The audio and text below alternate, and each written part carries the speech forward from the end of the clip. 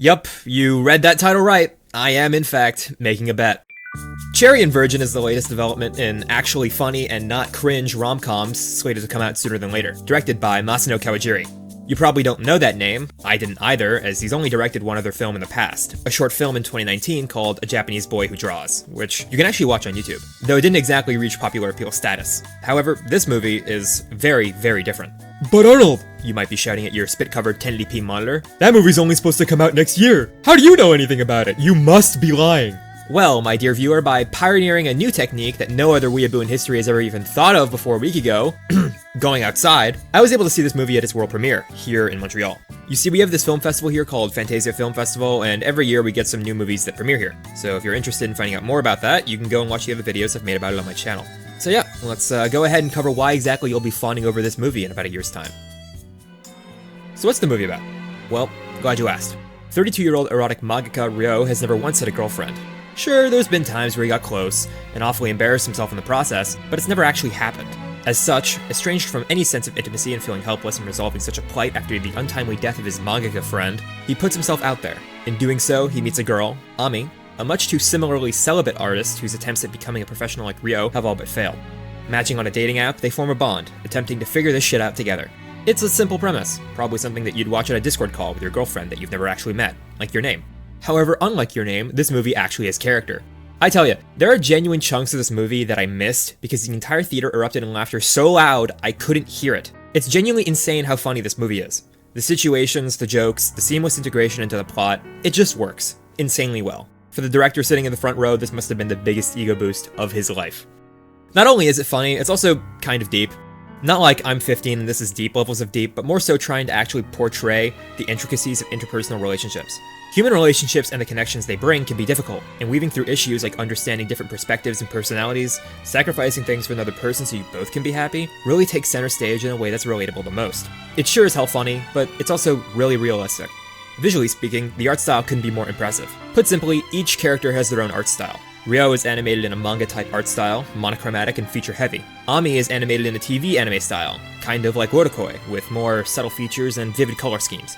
Other character designs include a literal VTuber avatar, a Gundam, some anthropomorphic animal person thing, and many more. This art style, while heavily visually differentiating the characters from each other, also stands to show the differences in perspectives, which is so heavy to the movie's theme.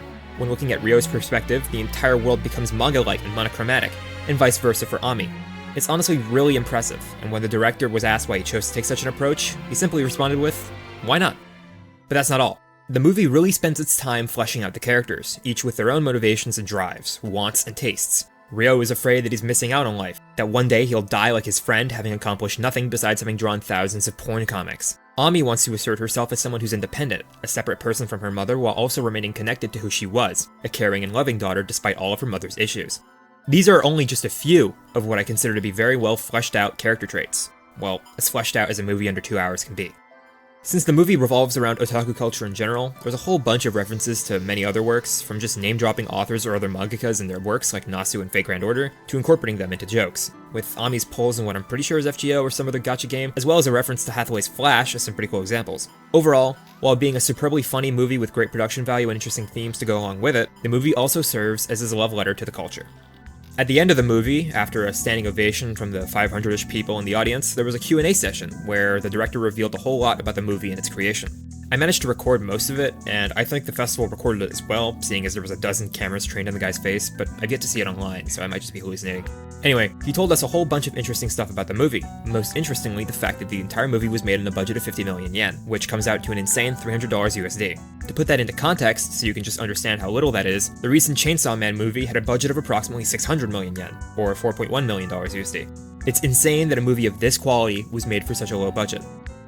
So yeah, that's the movie. I genuinely think that this is a great movie, and even with all the references, I think Western audiences will love it when it releases next year. Sorry I can't exactly say much about it. I don't have access to the movie with me, so I can't exactly do a full-fledged review, which has been an issue with all the short little reviews that I've done this past week. But if you do appreciate this type of short review structure, please let me know in the comments, because these don't really take that long to make, and I do enjoy making them, but they aren't as detailed as I'd like to be. If you had seen a couple of my other videos, you'll understand that I do like making detailed videos, especially 30 minutes, 40 minutes long. So if you do like this type of short form review content, please let me know. Despite that, the movie is just so entertaining and relatable that I can't possibly imagine a bad reception besides just remaining an obscure movie. So, if you're watching this video, for the love of everything that's holy, tell your friends, your family, your teachers, your grandma, your dog for Christ's sake, because this movie is simply too good to let alone. It works magic visually, all the while remaining funny and entertaining throughout. When I got a chance to speak to the director at the poster signing afterwards, I told him exactly that it was probably the most stylistically interesting movie I'd seen in a while. And while I'm 100% certain that you'll feel the same way too, it's up to you to give it a chance.